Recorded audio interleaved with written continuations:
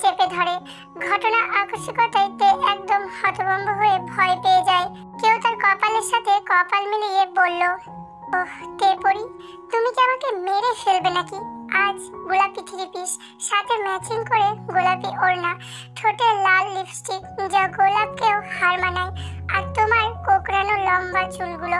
উফ, যখন বাতাসে উড়ছিল তখন মন চাইছিল যে গিয়ে তোমার চুলে নাক ডুবিয়ে দিই আর তোমার চুলে সুন্দর সুবাস নিতে থাকি। তোমাকে আজ পুরো আমার কল্পনার মায়াবতী লাগছিল।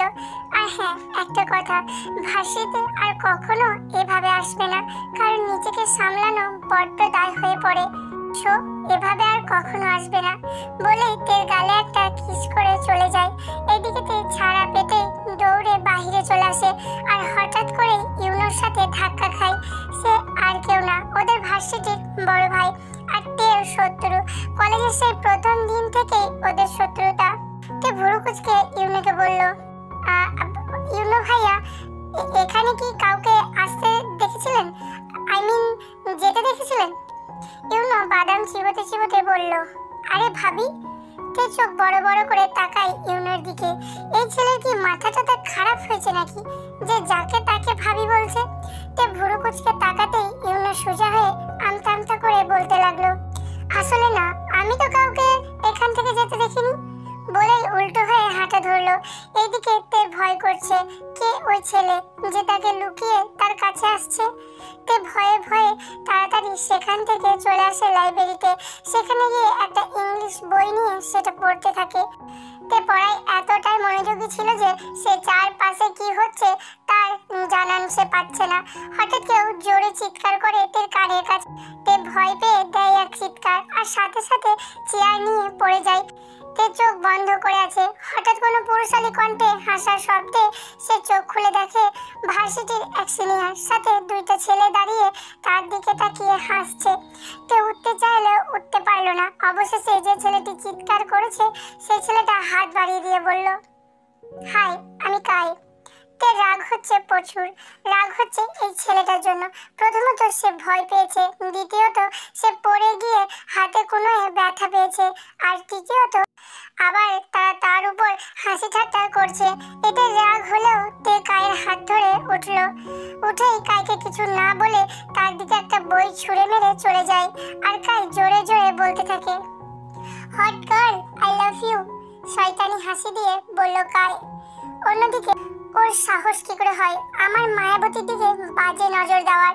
ওকে আজ সেখান থেকে পারো তুলে নিয়ে আসো। আজকে ওকে হট কাকে বলে সেটা বোঝাবো। রেগে হাতে কাঁচের গ্লাসটা ছুঁড়ে মাটিতে মারে। এইদিকে তে বের হয়ে সোজা ভার্সিটির গেটের কাছে চলে যায় আর এসে সেখানে দেখে তার দুষ্টু বান্ধবী কোমরে হাত দিয়ে একটা ছেলের সাথে ঝগড়ায় মত্ত। তোর সাহস কি করে হয় আমার গায়ে জুস ফেলার? দেখুন মিস, আমি ইচ্ছা করে ফেলিনি। আর চুপ, বেয়াদব ছেলে, বেয়াদবি করবি আবার মুখে মুখে কথাও বলবি?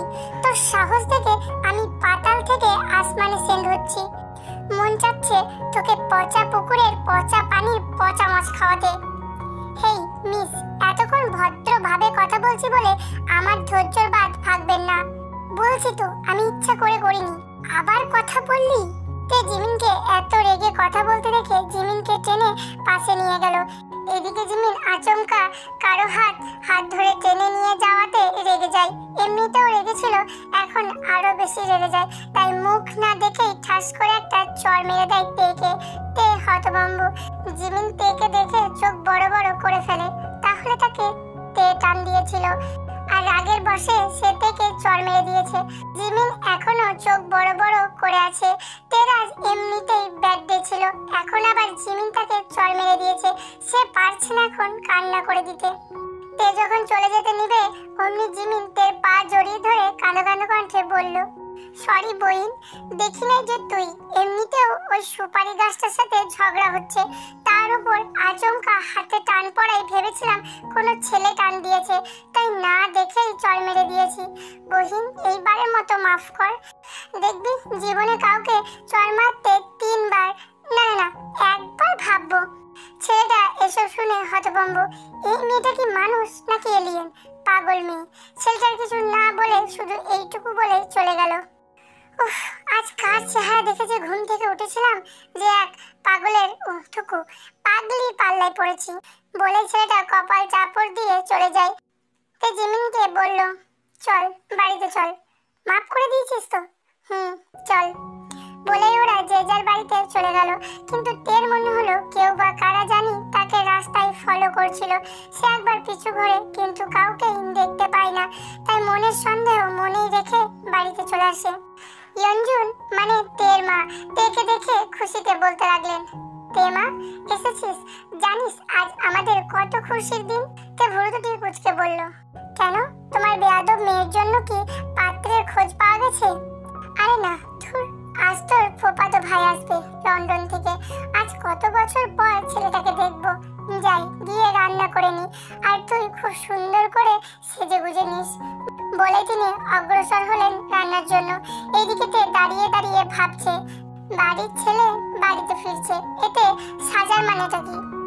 নিজের রুমে গিয়ে নিত্যদিনের মতো একটা পুরনো থ্রি পিস পরলো, কিন্তু থ্রি পিসটা একটা জায়গায় একটুখানি ছেঁড়া। সেও সব পাত্তা না দিয়ে রেডি হয়ে নিচে মাকে রান্নার জন্য সাহায্য করতে গেল। ইয়ঞ্জুন থেকে এরকম সাজে দেখে বলল, কি ফকিনীর মতো সেজে এসেছিস, এই মুহূর্তে যেই তোকে এই সাজে দেখবে তোকে নিশ্চিত আমাদের বাড়ির কাজের লোক, না না না ফকিন্নিই বলবে।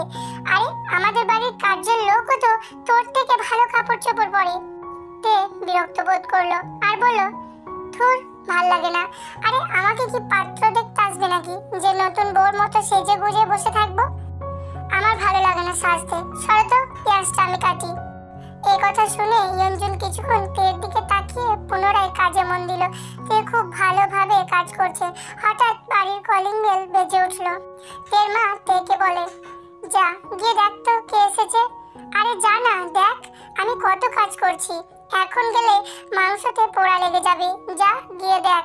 তে কিছু না বলে মায়ের দিকে ভ্যাবলার মতো চেয়ে আছে। এটা দেখে ইয়ঞ্জুন বলল, আরে কি ভ্যাবলার মতো চেয়ে আছিস, ওইদিকে তো কলিং বেল নষ্ট করে ফেলবে, যা তো। তে কিছু না বলে মায়ের দিকে তাকাতে তাকাতে চলে গেল দরজার সামনে। তার নিজেরও মাথা গরম লাগছে, কে এই সময় এসে এত কলিং বেল বাজাবে। তে রেগে দরজা খুলে যখন কিছু বলতে যাবে, দেখে একজন অতি সুন্দর ছেলে লাগেজ ব্যাগপত্র হাতে নিয়ে দাঁড়িয়ে আছে। সে কিছুটা অপ্রস্তুত হয়ে পড়ে আর আমতা আমতা করে বলতে থাকে, আপনি কে? আর এত কলিং বেল বাজাচ্ছেন কেন? মনে হচ্ছিল রাক্ষস কলিং বেল বাজাচ্ছে। আর চোখে আমতা আমতা করে বলল তে। লোকটি কিছু না বলে অদ্ভুত দৃষ্টিতে তের দিকে তাকিয়ে আছে। সে লোকটার দৃষ্টি আকর্ষণ করে নিচের দিকে তাকিয়ে দেখে লোকটা তার থ্রি পিসের ছেঁড়া অংশের দিকে তাকিয়ে আছে। এতে তাড়াতাড়ি ওড়না দিয়ে পেটের ছেঁড়া অংশটা ঢেকে ফেলল তে আর ভুরু কুঁচকে ছেলেটাকে উদ্দেশ্য করে বলল, আচ্ছা ভারী বেয়াদব ছেলে তো আপনি, আমার দিকে এভাবে তাকিয়ে আছেন কেন?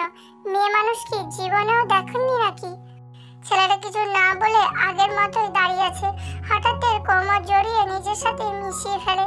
তে হতভম্ব, অজানা অজানা একটা ছেলে তাকে এভাবে জড়িয়ে ধরবে। ছেলেটি তার কানের কাছে ফিসফিসিয়ে বলল, আরে ডার্লিং, এত চেঁচামেচি করছো কেন? এত লং জার্নি করে সে লন্ডন থেকে আমার জানটাকে তো দেখতে চলে এসেছি, আর তুমি কি না এখানে দাঁড়িয়ে বাজে বকছো? চলো ভিতরে যাই। ছেলেটা এরকম কথায় তে যেন বেকুব হয়ে গেছে। নিজেকে ছেলেটা থেকে ছাড়িয়ে জোর গলায় আর রাগি ফেসে ছেলেটাকে বলল, বেয়াদব, অসভ্য, লুচু ছেলে কোথাকার, একটা অচেনা মেয়েকে একা পেয়ে অসভ্যতামি করছেন। তে আরো কিছু বলতেই নিবে তার আগে পিছু থেকে তার মা ইয়ঞ্জুন চিল্লিয়ে বলে উঠলেন, আরে জঙ্কুক বাবা, তুই এসে গেছিস? ওমা, তুই তো দেখতে কি হ্যান্ডসাম হয়েছিস। এই তে শর্ত, আমার ছেলেটাকে ভিতরে আসতে দে। বলেই ছেলেটার হাত ধরে টেনে নিয়ে যেতে লাগলেন ইয়ঞ্জুন। এদিকে তে বড় বড় চোখে হাঁ করে জঙ্কুকের যাওয়ার দিকে তাকিয়ে আছে। এই ছেলেটা তার ফুফাতো ভাই। ও আল্লাহ, কি পরিমাণ লুচু বেয়াদব ইতর ছেলে। মুখে হাত দিয়ে তে একা একা বলতে লাগলো, হায় আল্লাহ, এই ছেলে কি পরিমাণ লুচু। ভেবেছিলাম আচ্ছা মতো টাইট দেব এই ছেলেকে, কিন্তু এই ছেলে যে পরিমাণ লুচু, এর থেকে দূরে দূরে থাকতে হবে। এ কোন মুসিবতে ফেললে আমায়। বলে ভিতরে চলে গেল তে। ড্রয়িং রুমে যেতেই দেখলো জঙ্কুককে নিয়ে সবাই মেতে উঠেছে। সবাই যখন জঙ্কুককে নিয়ে ব্যস্ত ছিল, তখন তে সোফার এক কোণে দাঁড়িয়ে আছে, হাত ভাঁজ করে, মুখে রাগের আভাস।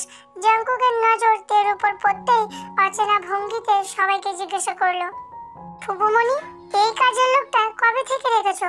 আমার জানা মতে আমাদের বাড়িতে একটাই কাজের লোক, তাহলে নতুন কাজের লোক কবে থেকে রেখেছো?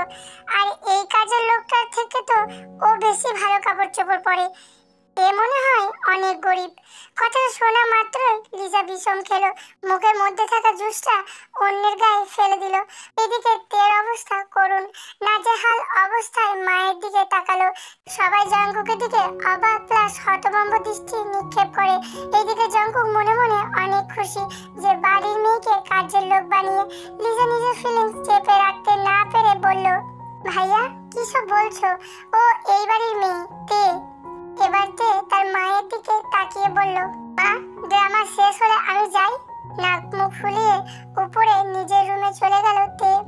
জিন মানে জঙ্কুকের মা জঙ্কুককে বলল, দিলি তো এসে মেয়েটার মনটা খারাপ করে। বাপু তোর আভাব কিছুই বুঝি না। জঙ্কুক ইনোসেন্ট ফেস করে বলল, মম, আমি তো জানতাম না যে এই কাজের মেয়েটা, না মানে মেয়েটা বাড়ির মেয়ে। হয়েছে, যা নিজের রুমে যা। জঙ্কুক ব্যাগ পত্র নিয়ে নিজের কয়েক বছরের পুরনো রুমটাতে গেল, যেখানে যেতে জঙ্কুকের মনটা ফুরফুরে হয়ে যায়। পরক্ষণে ঘরটাকে একবার পর্যবেক্ষণ করে নেয়। ঘরটা বেশ পরিপাটি, আর বেডের উপরে একটা ফটো ফ্রেম, একটা ছেলে আর একটা মেয়ে দাঁড়িয়ে আছে হাসি মুখে। ছেলেটা মেয়েটার মুখে রং লাগিয়ে দিচ্ছে, আর মেয়েটা খুশির চোটে হাসছে। এটা দেখে জঙ্কুক দীর্ঘশ্বাস নিল। মাঝরাতে তের ঘুমটা ভেঙে গেল। অনেক পানি তৃষ্ণা পেয়েছে তার। বিছানার পাশে হাত দিয়ে দেখে তার জগে পানি নেই। বিরক্ত আর ঘুম ঘুম চোখে কোনো মতে ড্রয়িং রুমে গেল। তে পানি খেয়ে যখনই তিনতলায় তার রুমে ঢুকতেই যাবে, কে জানি তাকে দেওয়ালে চেপে ধরেছে আর কানে কানে বলল, এ পড়ি। কথাটা শোনা মাত্রই তের ঘুম চাঁদে চলে গেল। চোখ বড় বড় করে ব্যক্তিটাকে দেখার চেষ্টা করলো, কিন্তু প্রচুর অন্ধকার হওয়ায় কিছুই দেখতে পেল না। পাশে লাইটের সুইচ বোর্ড ছিল। যখনই লাইট জ্বালাতে যাবে তখনই সে অনুভব করে সামনে থাকা ব্যক্তিটি তার ঠোঁটে ঠোঁট চেপে ধরেছে। তের চোখ আরো দ্বিগুণ বড় বড় হয়ে যায়, কারণ সামনে থাকা ব্যক্তিটি তাকে কিস করছে। সমানে তে লোকটাকে ধাক্কা দিতে থাকে, কিন্তু লোকটার কোনো হেলদোল নেই। এক পর্যায়ে তে কান্না করে ফেললো, আর সাথে সাথে সামনে থাকা লোকটা তাকে ছেড়ে দিল। তে আর লোকটা দুজনেই হাঁপাচ্ছে। লোকটা তের কপালে কপাল ঠেকিয়ে বলল, তে পড়ি, I am really very sorry. আসলে তোমার কাছে আসলে আমি নিজেকে হারিয়ে ফেলি তোমার দুনিয়াতে, ডুবে যাই তোমাতে। আমি চাইনি এমন হোক, তবে তোমার সেই নেশাক্ত চোখে সে নরম গোলাপের পাপড়ির ঠোঁট আমাকে জানান দেয় তুমি শুধু আমার। সত্যি তে পড়ি, তোমাকে হারিয়ে ফেলে আমি বাঁচবো না। এদিকে তে কান্না করছে। হঠাৎ সে নিজের হাতে কোনো তরল জাতীয় কিছু পড়ছে অনুভব করলো। হাতে হাত দিয়ে বুঝলো পানি, কিন্তু পানি কোথা থেকে আসবে? সে বুঝতে পারে সামনে থাকা লোকটাও কান্না করছে। সে যখনই লোকটাকে ছুটে যাবে অমনি লোকটা ওকে ধাক্কা দিয়ে ফেলে দিল। তে দেওয়ালের সাথে বাড়ি খেলো। কিঞ্চিত পরিমাণে রাগও হলো। এই কাছে টেনে নিবে, এই দূরে সরিয়ে দিবে এই অজানা লোকটা। আজে কে সে দেখেই ছাড়বে। তাই রেগে উঠে যখনই লাইট জ্বালালো দেখলো কেউ নেই। অবাকের বিষয়, লোকটা মুহূর্তেই গায়েব হয়ে গেল। তে কিছু একটা ভেবে ঠোঁটে হাত দিয়ে দেখে ঠোঁট কেটে গেছে আর রক্ত বের হচ্ছে। চওড়া একটা দম ছেড়ে ঠোঁট চেপে নিজের রুমে চলে গেল। এই প্রথম কোনো ছেলের এতটা ঘনিষ্ঠভাবে চলে এসেছে তে, তাও নিজের অনিচ্ছাকৃতভাবে। তে ড্রিম লাইট জ্বালিয়ে সারা রাত বিছানায় বসে কান্না করে কাটিয়ে দিল। তার ঠোঁটে প্রচন্ড জ্বালা করছে। ভোর দিকে তে সবে মাত্র ঘুমিয়েছে, এখনো ঠোঁটে তার প্রচন্ড ব্যথা করছে। সকাল 9:30। লিজা তেকে ডাকছে, এই তে, আরে এই শাকচুনির বাচ্চা, দরজা খোল। আরে এই বজ্জাত মাইয়া তো আগে এমন ঘুমায় নেই, আজকে কি হলো? লিজা আবার দরজায় কড়াঘাত করতেই নিবে, তখনই তে দরজা খোলে, তবে মুখ ঢেকে। যদি এই লিজা তার ঠোঁটের নাজেহাল অবস্থা দেখে তাহলে ঢাক ঢোল পিটিয়ে পাড়ায় বলবে। তে ভুরু কুচকে লিজাকে বলল, ওই কি হয়েছে, এত দরজা পেটাচ্ছিস কেন? লিজা এক ভুরু উঁচু করে তেকে উপেক্ষা করে তে পুরো রুমটা দেখে নিল আর সন্দেহের চোখে বলল, কি রে, তুই মুখ ঢেকে আছিস কেন ডাকাতিনীদের মতো? তে আমতা আমতা করে বলতে লাগলো, সেটা বড় বিষয় না, তুই এখন এখানে কেন এত সকালে? কি এত সকাল বলি? তুই কি বাবু কানা হয়ে গেছো? গিয়ে ঘড়িতে দেখ, 9:30 বাজে, আর তুই এখন বলছিস এত সকালে ডাকছি কেন? বলি খাবি কতক্ষণে, রেডি হবি কতক্ষণ? আর তার উপর জিমিন এসে বসে আছে তোর অপেক্ষায়, যা তাড়াতাড়ি রেডি হয়ে বের হ। বলে মুখ ভেঙচি দিয়ে লিসা চলে গেল। এইদিকে তে রাগ হচ্ছে, প্রচুর রাগ হচ্ছে। সব দোষ ওই লোকটার। যদি না কিস করতো তাহলে তে কান্না করে রাত পার করতো না, আর না ভোরবেলায় ঘুমোতো, আর না এত দেরি করে ঘুম থেকে উঠতো। এদিকে তার ঠোঁটেরও 14টা বাজিয়ে দিয়েছে বজ্জাত লোকটা। তে রাগে ক্ষোভে মনে মনে বলল, বজ্জাত লোক, তুই আবার আসিস? আমার ঠোঁটটাকে কি তুই নিজের প্রপার্টি মনে করিস? শালা বজ্জাতি, তোর জীবনেও বিয়ে হবে না, বউ পাবি না, দরজাল কোথাকার। এসব আবল তাবল বকে তে তাড়াতাড়ি রেডি হয়ে নিচে এলো আর একটা ব্রেড খেয়ে জিমিনকে নিয়ে দিল এক দৌড়। তবে আজ ওড়না দিয়ে মুখ ঢেকে নিয়েছে। এটা দেখে জিমিন রাস্তায় দাঁড়িয়ে তেকে ভুরু কুঁচকে জিজ্ঞাসা করলো, কি রে দোস্ত, তোর ঠোঁট দেখি ফুলে কলা গাছ হয়ে আছে, আর কেটেও তো গেছে, কিভাবে হলো এটা? তে মুখে হাত দিয়ে দেখে ওড়না সরে গেছে। তে কালকের রাতের কথা মনে পড়ে যায়। সে ব্যস্ততা দেখিয়ে জিমিনকে বলল, তুই চুপ থাক তো, দেখ লেট হয়ে যাচ্ছে, আর আজকে স্পেশাল ক্লাস আছে, চল। বলেই তে তাড়াতাড়ি হাঁটা শুরু করে দিল, আর পিছু পিছু আসছে জিমিন। অন্যদিকে লিজা বাস স্টপে দাঁড়িয়ে আছে অনেকক্ষণ ধরে, প্রায় 8 ঘন্টার মতো হবে, এখনো বাস আসছে না। আর তার তো আর্জেন্ট ঢাকা যেতে হবে। তাকে তার বান্ধবীর হবু জামাই বুগামের বিরুদ্ধে প্রুফ জোগাড় করতে হবে। অবশেষে না পেরে একটা অটো ভাড়া করলো লিজা। কিন্তু অটোতে যে ঢুকতেই যাবে, দেখে একটা ছেলে বসে আছে কালো পোশাক পরে। চেহারা দেখার একটুও উপায় নেই। সে ভুরু কুঁচকে ড্রাইভারকে বলল, আঙ্কেল প্লিজ আর্জেন্টলি ঢাকার এই রেস্টুরেন্টের সামনে যেতে পারবেন? লোকটা মাথা নাড়িয়ে বলল, জি আপা, যাবো। বলে অটো স্টার্ট দিল। লিজা মাথা এলিয়ে দিল সিটে। 8 ঘন্টা পর লিজা তাড়াহুড়ো করে বলল, আঙ্কেল ব্যাস ব্যাস, এখানেই নামবো। বলে লিজা নেমে ব্যাগ থেকে টাকা বার করতে নিলে তার ফোনটা বেজে ওঠে। ফোন রিসিভ করে তাড়া দিয়ে বলতে লাগলো, আরে জেনি, আমি এসে গেছি, তুই রেডি থাক। আচ্ছা হ্যাঁ, সব রেডি তো? কথা বলতে বলতে ড্রাইভারকে পাশ থেকে টাকা বের করে দিয়ে রেস্টুরেন্ট দিকে দৌড় দেয়। সতর্কতার সাথে পা ফেলে ভিতরে যাচ্ছে লিজা। হঠাৎ তার বান্ধবী জেনির কণ্ঠ শুনতে পেয়ে লিজা চোখ যায় কর্নারের টেবিলের দিকে। নিজেকে স্বাভাবিক রেখে ওখানে গিয়ে বসে জেনির পাশে, আর সামনে বুগাম বসে আছে। আর সবচেয়ে অবাক করা বিষয় হলো, ছেলেটার সাথে ওই অটোর ছেলেটাও ছিল। জেনি লিজার কানে কানে বলল, বুগাম সাথে করে নিজের চামচাও নিয়ে এসছে, এখন কি করব? দেখতে থাক এই লিজা কি করে। লিজা মিষ্টি হেসে বলল, তা আপনি কি করেন? আই মিন জব করেন নাকি গুন্ডামি করেন? লাস্টের কথাটা একটু আস্তে করে বলল লিজা। বুগাম আর সাথে থাকা ছেলেটা এটা শুনতে পায়নি, তাই বলল, না মানে বাবার জব করি, আই মিন বাবা আগে যা করতো তাই। লিজা মনে মনে বলল, সেই তো গুন্ডামি করিস, দাঁড়া চাঁদু, আজ তোরে এমন বাস দিমু যে জীবনেও লিজার কথা ভুলবি না। সে হালকা কেসে বলল, শুনেছি আপনার নাকি আগের 1 2 3 হ্যাঁ, আপনার নাকি আগের 4টে বউ আছে, আর অনেকগুলো যা হিসাবের বাইরে গার্লফ্রেন্ড আছে।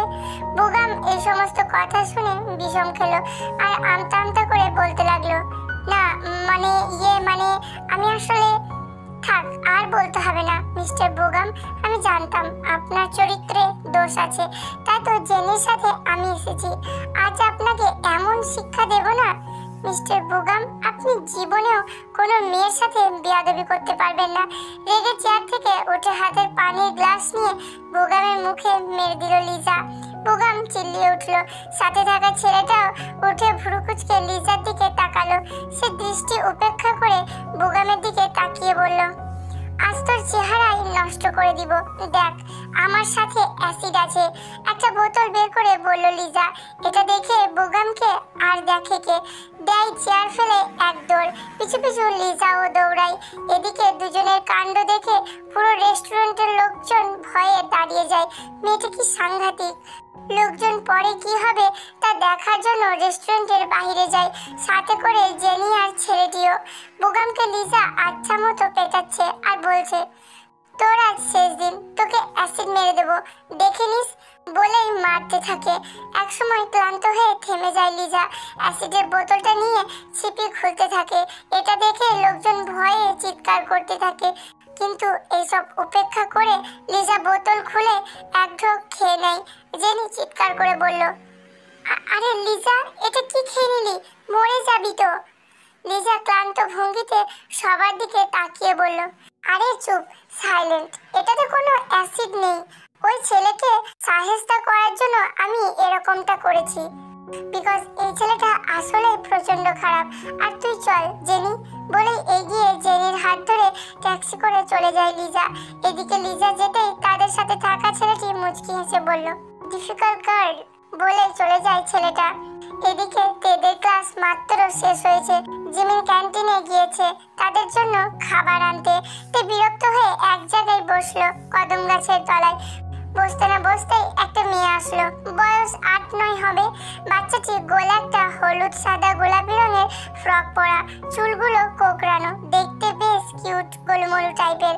বাচ্চাটি এক গাল হেসে বলল, আম্মু, এটা তোমার জন্য, পাপা দিয়েছে বলেই একটা বক্স এগিয়ে দিল র্যাপিং করা।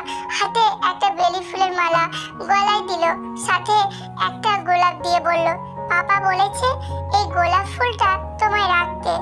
বলেই তেল গালে একটা চুমু দিয়ে বাচ্চাটা চলে যায়। এদিকে তে কেমন রিয়াক্ট করবে বুঝতে পারছে না। অজানা একটা বাচ্চা এসে তাকে আম্মু বলে সম্বোধন করে। অবাক হয়ে মেয়েটার যাওয়ার দিকে তাকিয়ে আছে তে। আস্তে আস্তে হেঁটে সামনের দিকে যাচ্ছে, হঠাৎই কারোর সাথে জোরে ধাক্কা খায় আর সেই ব্যক্তি সহ পড়ে যায় ব্যক্তিটির উপর। তে ভাবনা থেকে বেরিয়ে আসে, দেখে সেই শয়তান ছেলেটা কায়োকে জড়িয়ে রেখেছে। তে ধাক্কা দিয়ে সরিয়ে দেয় কাইকে আর উঠে শরীর ঝাড়তে ঝাড়তে বলল, তোমার সাহস তো কম না, আমার গায়ে পড়ো। কাই কিছু না বলে বাঁকা হেসে চলে যায়। তে মাথা এবার গরম হয়ে যায়। এই সপ্তাহ থেকে তার সাথে হচ্ছেটা কি? সে প্রায় বিরক্ত এইসবের উপর থেকে। জিমিনকে রেখে বকবক করতে করতে হাঁটতে থাকে তে। উদ্দেশ্য বাড়িতে যাওয়া। শালা কি সব আমার সাথে হচ্ছে বুঝতে পারছি না। আল্লাহ, আমার সাথে আসলে হচ্ছেটা কি? মন চাচ্ছে সবাইকে মেরে নিজেকে শান্ত করি। একে এই অন্ধকার অজানা একটা লোক, দ্বিতীয়ত ওই বাচ্চাটি। উফ, তে একা একা বকবক করতে করতে কখন যে একটা নিরিবিলি রাস্তায় চলে এসেছে তার কোনো ধ্যান নেই। নিজের মতো করে বকবক করছে তো করছেই। উফ, আল্লাহ মালুম এই রাস্তাটা এত নীরব কেন? মনে হয় এখানে ভূত আছে। যত সব ফালতু কোথাকার। হাঁটতে হাঁটতে থেমে যায়। সামনে তাকিয়ে দেখে মাস্ক পরা একটি লম্বা ছেলে আসছে।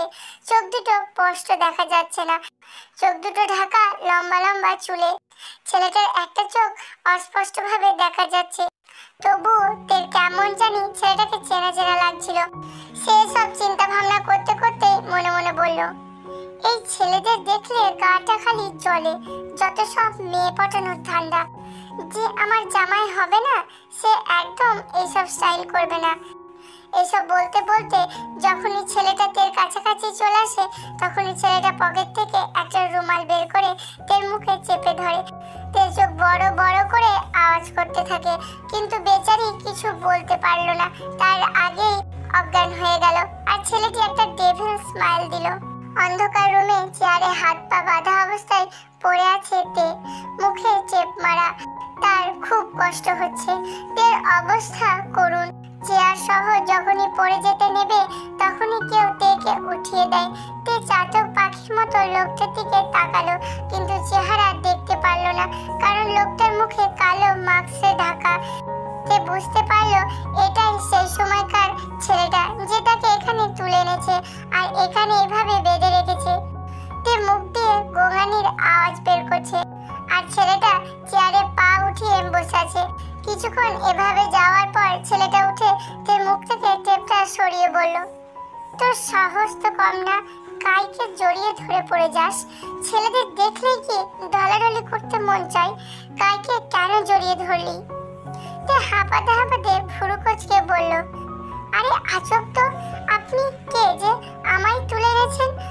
আর আর আপনি আমায় এসব জিজ্ঞাসা করছেন কেন? এটা আমার পার্সোনাল ব্যাপার। আর হ্যাঁ, আপনি কে? ভুরু কুঁচকে হাঁপাতে হাঁপাতে বলল তে।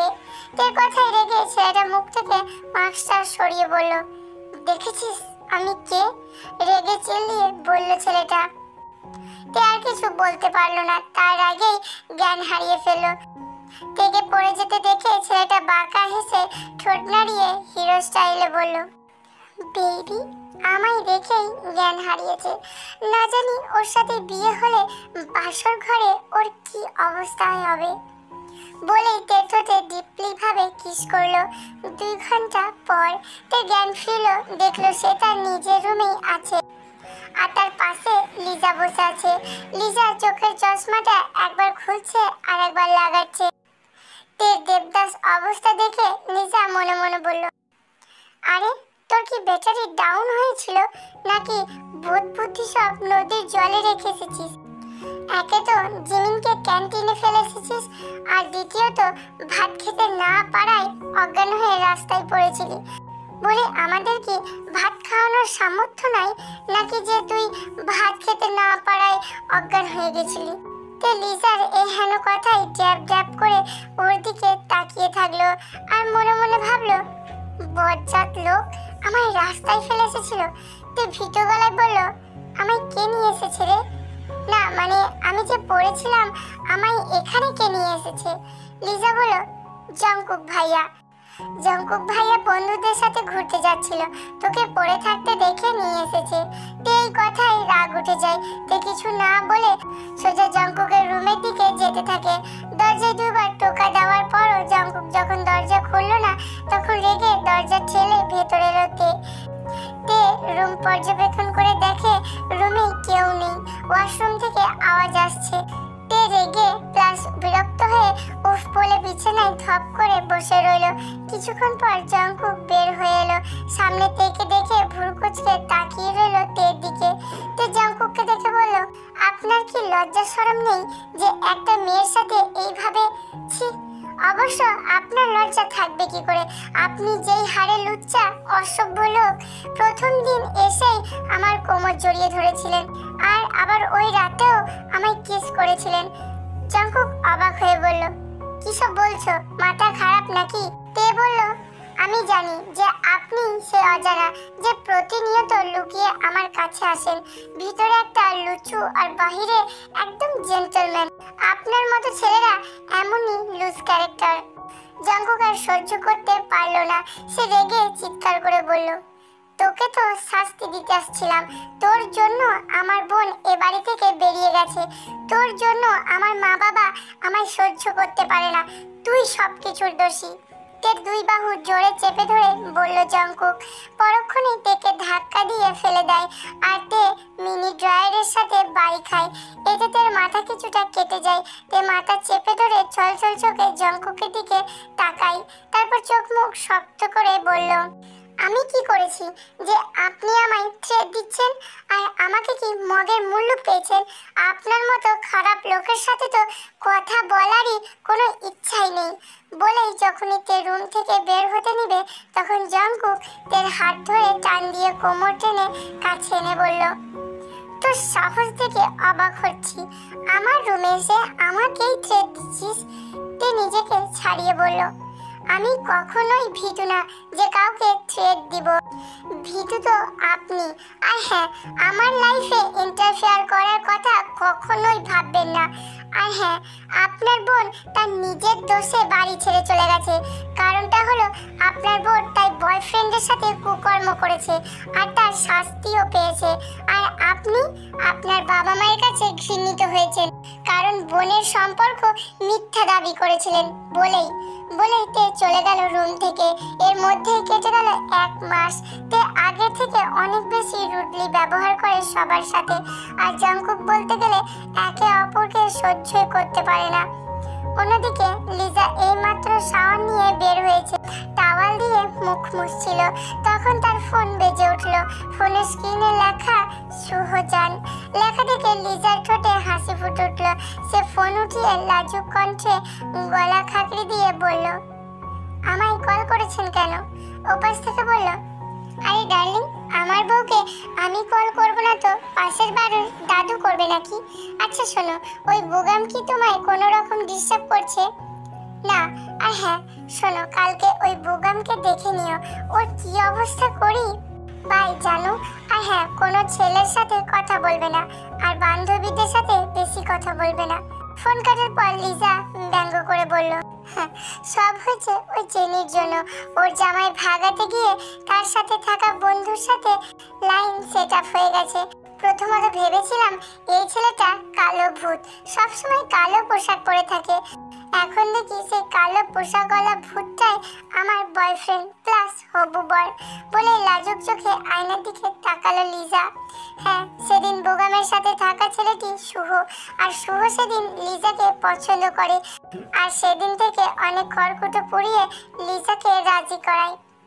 এদিকে তে তার রুমে বেলকনিতে বসে বসে ভাবছে, জীবনটা বড়ই অদ্ভুত, যে যেটা চায় সেটা পায় না। তে নিজের অজান্তেই অজানাকে ভালোবেসেছিল, কিন্তু সেই অজানা ওরফে জঙ্কুক নামক লোকটাই তার জীবন শেষকারী। ভাবতেই তের চোখ দিয়ে 2 ফোঁটা জল গড়িয়ে পড়ল। সে সেদিন জঙ্কুকের রুম থেকে বেরিয়ে চলে যাওয়ার সময় নীরবে কান্না করেছিল। শাওয়ারের নিচে 2 ঘন্টা বসে কান্না করেছিল, কিন্তু কিছুদিনের মধ্যেই সে নিজেকে সামলে নেয়। এই ছেলেটার প্রতি সে কোনো মায়া দেখাবে না। আসলে তার গল্পটা কোথা থেকে কোথায় যাচ্ছে অবিশ্বাস্য। এইভাবেই তের জীবন চলতে থাকে। 1 বছর পর আজ তের বিয়ে, আর জঙ্কুকেরও বাংলাদেশে ফিরে আসা ডেট। হ্যাঁ, জঙ্কুক বিদেশে যাওয়ার পরেই লিজা আর তের বিয়ের ডেট ঠিক করে, আর এতে তেও চোখ বন্ধ করে হ্যাঁ করে দেয়। আর এখন বর্তমানে তার রুমে বউর সাজে বসে আছে। হঠাৎ, তুই কি ভেবেছিলিস আমি তোকে ছেড়ে দিব মাই জান? না, তোকে আমার করে তবেই ছাড়বো। এখন তুই সম্পূর্ণরূপে আমার বউ। খানিকটা হেসে বলল জঙ্কুক। এদিকে তে ভয়ে জমে গেছে। মাত্র 5 ঘন্টার ব্যবধানে তার জীবনটা আবার নতুন মোড় নিয়েছে। কিছুক্ষণ আগে বউর রূপে বসেছিল তে, আর তখনই জানালা ভাঙার আওয়াজে সেদিকে তাকিয়ে দেখে স্বয়ং জঙ্কুক অগ্নিমূর্তি রূপ নিয়ে দাঁড়িয়ে আছে। হাত থেকে রক্ত পড়ছে, সেখানে একটা কাপড় বেঁধে দাঁড়িয়ে আছে। জঙ্কুক 1 পা 2 পা করে তের দিকে এগিয়ে আসে। তে অবাক হয়ে কিছু বলতেই যাবে, তখনই জঙ্কুক তার মুখে কিছু একটা স্প্রের মতো মেরে দেয়। ব্যাস, তে কিডন্যাপ। বাড়িতে যখন এটা জানাজানি হয় তখন সবাই গালমন্দ করলেও তের পরিবার তা মেনে নেয়। আসলে তের মা বাবা আগে থেকে জঙ্কুককে পছন্দ করতেন, কিন্তু জঙ্কুকের হাবভাব দেখে তিনি আর কথা বাড়াননি। তের বিয়ে ঠিক করে ফেলেছেন। এবার যে যাই বলুক না কেন সবাই রাজি ওদের বিয়েতে। এই সম্বন্ধে জঙ্কুকের পরিবারেও কোনো মাথা ব্যথা নেই। এদিকে তে যখন জ্ঞান ফেরে তখন নিজেকে কারুর রুমে আবিষ্কার করে, আর নিজেকে বিয়ের পোশাকে নয় সিম্পল পোশাকে আবিষ্কার করে। তে প্রথমত অবাক হলেও পরক্ষণেই মনে পড়ে যে জঙ্কুক তাকে জোর করে নিয়ে এসেছে আর বিয়েও করে ফেলেছে। ভাবতেই সে কান্না করে দেয়। বাকিটা তো তোমরা জানোই। জঙ্কুক দাঁড়িয়ে বলল, চুপ, একদম চুপ, তাড়াতাড়ি রেডি হ, আমরা এই হোটেল ছেড়ে আমাদের বাড়িতে যাব। বলে জঙ্কুক বেরিয়ে যায়। জঙ্কুকের ধমকে তে কান্না অফ করে কাপড় চোপড় নিয়ে কোনো রকমে ওয়াশরুমে চলে যায়। এদিকে জঙ্কুক চুপচাপ দাঁড়িয়ে আছে। সে কি সত্যি তের সাথে ভুল করছে? প্রথমত তার সম্মান ইজ্জত নিয়ে নিয়েছে, দ্বিতীয়ত জোর করে বিয়ে করেছে। সে কি সব ভালো করছে নাকি ভুল করছে? জঙ্কুক কিছুক্ষণ পর ফের রুমে গিয়ে দেখে তে এখনো বের হয়নি। সে রেগে দরজায় কয়েকবার টোকা দেয়, কিন্তু ভেতর থেকে কোনো রেসপন্স পাচ্ছে না। সে আরো অনেকবার টোকা দেয় কিন্তু ফলাফল শূন্য। এবার জঙ্কুক খানিকটা ভয় পায়। তে এখনো দরজা খুলছে না কেন? এবার সে ওয়াশরুমে ডুপ্লিকেট চাবি এনে দরজা খুলে দেখে তে ভেতরে পড়ে আছে। জঙ্কুক তাড়াতাড়ি তেকে বাহিরে আনে, হাতে ধরে তেকে বলল, তে কি হয়েছে তোমার? তে কথা বলো প্লিজ। পরক্ষণে জঙ্কুক ইমার্জেন্সি ডক্টরকে কল করে। এদিকে জঙ্কুক তেকে বেডে শুয়ে একজন হোটেলের মেয়ে সার্ভেন্টকে দিয়ে তের জামা কাপড় পাল্টে দেয়। কিছুক্ষণ পর ডাক্তার আসলো। তেকে চেক করে দেখে জঙ্কুককে বলল, মিস্টার জঙ্কুক, আপনি ওনার কে হন? জঙ্কুক তাড়াতাড়ি জবাব দিল, হাজবেন্ড হই। আচ্ছা, আপনার ওনার খেয়াল রাখতে হবে। মেন্টালি প্রেশার সামলে না রাখতে পেরে জ্ঞান হারিয়ে ফেলেছেন আর অনেকক্ষণ পানি ভেজার ফলে ওনার জ্বর এসেছে। আমি এই ওষুধগুলো লিখে দিচ্ছি, আপনি এগুলো ওকে নিয়মিত খাবেন। ডক্টর চলে গেলেন কিছু ওষুধ প্রেসক্রিপশন দিয়ে। জঙ্কুক ডক্টরের কথা মতো ফার্মেসি থেকে ওষুধগুলো এনে রাখে। তের 1 ঘন্টা পর জ্ঞান ফেরে, কিন্তু জঙ্কুকের সাথে কোনো কথাও বলে না। জঙ্কুককে তে এবার বাড়িতে যাবে। বাড়িতে ঢুকতেই জঙ্কুকের গালে একটা চড় পড়লো। জঙ্কুক মাথা নিচু করে দাঁড়িয়ে রইল। জঙ্কুকের মা জঙ্কুককে অনেক কড়া কথা শোনালেন। তোমার মতো ছেলের এরকম একটা কাণ্ড আশা করা যায় না। যদি তুমি তেকে ভালোই বাসতে তাহলে আমাদের বলতে পারতে। এভাবে ওর আর আমাদের সম্মান এভাবে নষ্ট করার মানেটা কি? জঙ্কুক মাথা নিচু করে স্ট্যাচুর মতো দাঁড়িয়ে আছে। তের মা মেয়ের উদ্দেশ্যে আর জঙ্কুকের উদ্দেশ্যে বললেন, থাক, তুমি এখন ওদের মাফ করে দাও। ওরা না জেনে বুঝে এত বড় ভুল করে ফেলেছে। ওদের এবার বিয়ে হবে, সব অনুষ্ঠান মেনে ধার্মিক অনুযায়ী। ও হ্যাঁ, তে জঙ্কুক তোমার সাথে যা করেছে তা ইচ্ছা করে করেনি। ও তোমায় ভালোবাসতো তাই এরকমটা করেছে। তাই তুমি কি রাজি এই বিয়েতে? তে কি বলবে ভেবে পাচ্ছে না। কোনো মতে তে সবার সামনে হ্যাঁ বলে নিজের রুমের দিকে চলে যায়। এদিকে সবাই আবার নতুন করে বিয়ের তোড়জোড় শুরু করে দেয়। এদিকে রুমে অনেকক্ষণ ধরে বসে আছে তে। এখনো কেন জঙ্কুক আসছে না? আচ্ছা, জঙ্কুক কি তাকে সত্যিই ভালোবাসে? এই বিয়েটা কি সে নিজের ইচ্ছায় করবে? আরে আলবাত করবে, কেন করবে না? আজ আসুক, একবার তাকে মজা দেখাবো। তে সব উঁচু নিচু ভাবছিল, নিজেকে সত্যি জঙ্কুকের বউ বউ লাগছে। এদিকে জঙ্কুক বহু কষ্টে সবার থেকে আড়াল হয়ে তে রুমে আসে। আসতেই তার মাথায় বাজ পড়ে। তে ঘরের একদম 12টা বাজিয়ে রেখেছে আর সে আসতেই শুরু করে, তে আমি এই বিয়ে করব না। আপনি সবাইকে না করে দিবেন। আর হ্যাঁ, এটা না যে আমি আপনাই ভালোবাসি। আমি কখনোই আপনার মতো এরকম অসভ্য ক্যারেক্টারলেস লোককে বিয়ে করব না। ছি, দূরে থাকবেন আমার থেকে। আপনি এমন একজন প্লেয়ার যে ভিতরেও খেলবেন আবার বাহিরেও খেলবেন, সবার মন নিয়ে। তে খানিকটা থেমে থমথমে গলায় বলল, আপনি কি ভালোবাসার মানে বুঝেন? বোঝেন না তো। আপনি শুধু কষ্ট দিতে জানেন আর সবাইকে বিনা দোষে ভুল বুঝতে জানেন। আপনি নিজেকে কি মনে করেন, হিরো? আপনি খালি আমায় কষ্ট দেন। আপনি আমায় বিয়ে করবেন না। বেরিয়ে যান আমার রুম থেকে। লাস্টের কথাগুলো রেগে বলল তে। জঙ্কুকও চুপচাপ চলে যাচ্ছিল, কিন্তু যাওয়ার আগে এতটুকুই বলল, তে আমি তোমায় সত্যি ভালোবাসি। তোমায় কখনো কষ্ট দিতে চাইনি। আর হ্যাঁ, বিয়ে তো তোমায় আমাকেই করতে হবে, সেটা বাধ্যতামূলক ভাবে। So you be ready. বলে ডেভিল স্মাইল দিয়ে চলে যায় জঙ্কুক। এদিকে তে ভাবলেশহীনভাবে দাঁড়িয়ে রইল। তে এতক্ষণে কি বলল আর এই ছেলে কি বলে গেল? এর মাথা কি পাগল হয়ে গেল নাকি? মাথায় হাত দিয়ে বিছানায় বসে পড়ে তে। বিয়ের দিন তে আর জঙ্কুকের বিয়েটা ভালোভাবেই কেটে যায়।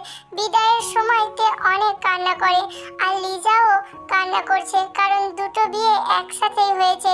তের মা তে আর লিজার গাল ধরে বললেন, আমি আল্লাহর কাছে দোয়া করি যেন তোরা সুখী হোস আমার সোনা মেয়েরা। ফুল সজ্জিত বেডে বসে আছে তে। দরজা খোলার শব্দে সামনে তাকিয়ে রেখে জঙ্কুক দাঁড়িয়ে আছে। সবার আগে উঠে জঙ্কুককে সেলাম করে নিজে নিজেই বলল, আমায় কি সত্যি ভালোবাসেন? জঙ্কুক অবাক হয়ে বলল, কিন্তু হঠাৎ এটা জিজ্ঞাসা করলে কেন? জিজ্ঞাসা করছি কারণ আপনি আমায় এত কষ্ট দিয়েছেন কেন? জঙ্কুক মাথা নিচু করে বলল, কারণটা হলো আমি যে রেগে গেছিলাম আর রাগের বশে এসব করে ফেলেছি। সত্যি বিশ্বাস করো, আমি আর জীবনেও এরকমটা করব না। মাফ করে দাও আমায়। তে জঙ্কুকের হাত ধরে বলল, মাফ করব। আগে আমায় জড়িয়ে ধরে আর চুমু খেয়ে বলেন যে আর জীবনেও আমায় কষ্ট দিবেন না। কথা মতো জঙ্কুক খুশি হয়ে তেকে জড়িয়ে ধরে বলল, কথা দিচ্ছি আমার তে সোনা, আমি আর জীবনেও তোমায় কষ্ট দিব না। বর্তমানে জঙ্কুক আকাশের দিকে তাকিয়ে আছে। তে ঘুমাচ্ছে আর জঙ্কুক আকাশের দিকে তাকিয়ে আছে। সে মনে মনে ভাবছে জীবন বড়ই অদ্ভুত, সব সময়ের দোষ, কখনো ভালো তো কখনো খারাপ। আমাদের খারাপের মাঝেও ভালো মুহূর্ত আসে। আমি সব সময় আমার তেকে ভালোবেসে যাব।